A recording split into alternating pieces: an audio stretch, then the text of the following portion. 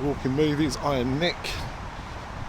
I'm walking to the movies today to see a film called Strange Darling, which I don't know much about, if I'm completely honest, but I know a lot of people have been talking about it.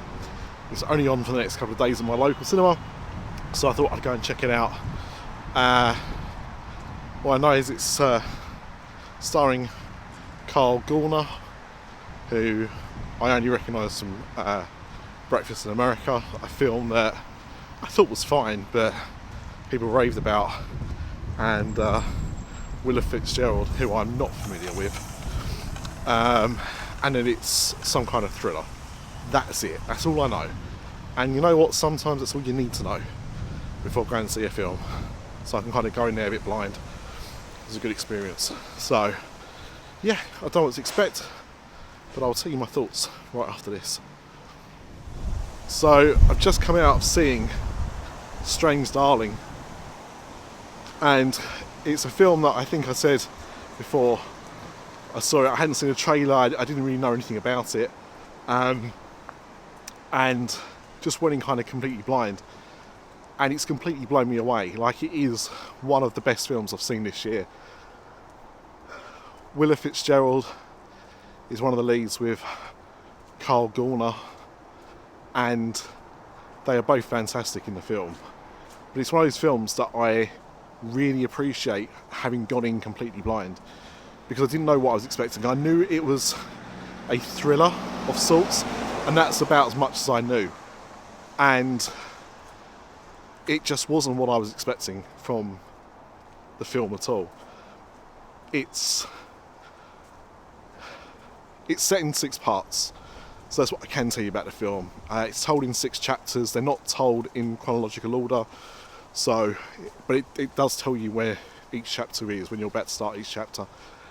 And it just tells the story of a man and a woman meeting up to have a one-night stand, and what happens during that time. And I've never quite seen a film like it.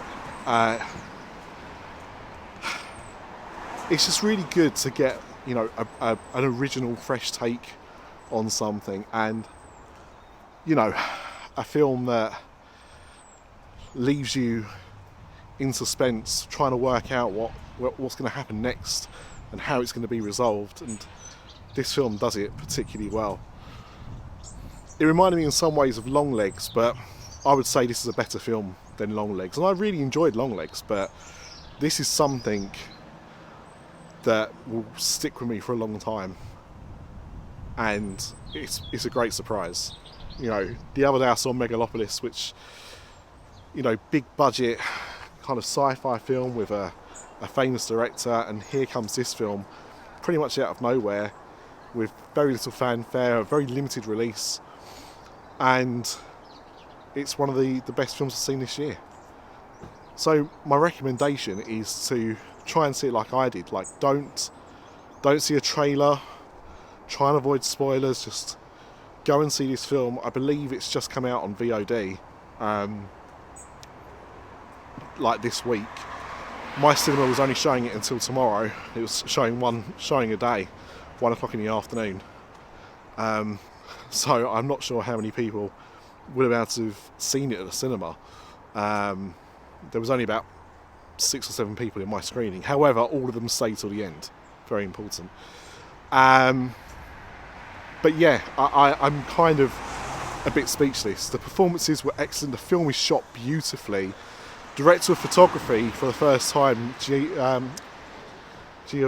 Ribisi. Butchered his name. But you know, Frank from Friends.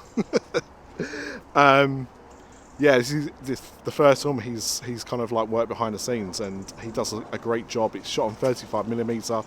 It looks stunning.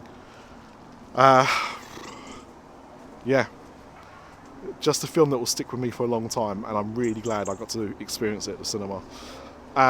Ratings, 9 out of 10. Really, really good film. Really, really good film. Yeah, highly recommended. If you can get to the cinema, please do. If not, it's coming to VOD, and watch it there, because it deserves to be seen by a lot of people, and I feel that it might get lost in the shuffle somewhat, and it doesn't deserve that. So yeah. Anyway, thank you very much for watching this review. I'll be back for more soon. Until then, of course, remember, the Flynn lives.